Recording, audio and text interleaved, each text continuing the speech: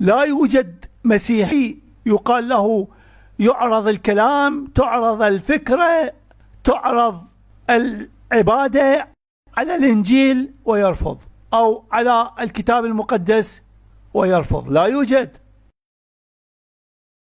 الهندوس، بوذا، السيخ، أي ديانة من الديانات، الديانات الأرضية العقلية أو الديانة الإلهية أو الديانة السماوية أو ما يسمى بهذه التسميات،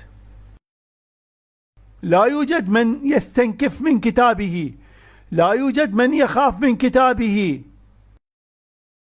ما هذه المهزوزية، ما هذا الجبن، ما هذا الخوف. كما قلنا، ما هو المحتملات؟ إما أنهم لا يعتقدون بالقرآن، عندهم القرآن محرف، وهذا هو الثابت عندهم وثابت بالتواتر في مسلم والبخاري، وهما متواتران عند القوم. فالتحريف في القرآن ثابت بالتواتر عند أهل السنة، واتهام الشيعة بتحريف القرآن هو هروب إلى الأمام.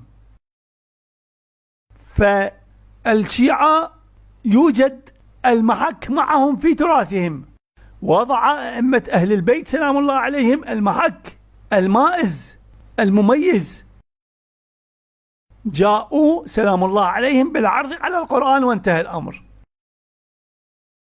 إذن القرآن ثابت، وهو المرجعية الأولى والأصيلة في بيان الصح من الخطأ، بيان الدين من البدعة، بيان الخرافة من الحق والحقيقة. أما هم ماذا يفعلون عندما يعرض البخاري، روايات البخاري على القرآن؟ ماذا يبقى من عقائد عندهم؟ ماذا يبقى من دين عندهم؟ إنها المعاني الباطلة المدلسة المكذوبة على رسول الله، إنها سنة البخاري، سنة أمية، سنة الكذبة، سنة المدلسين، باطلة باطلة باطلة.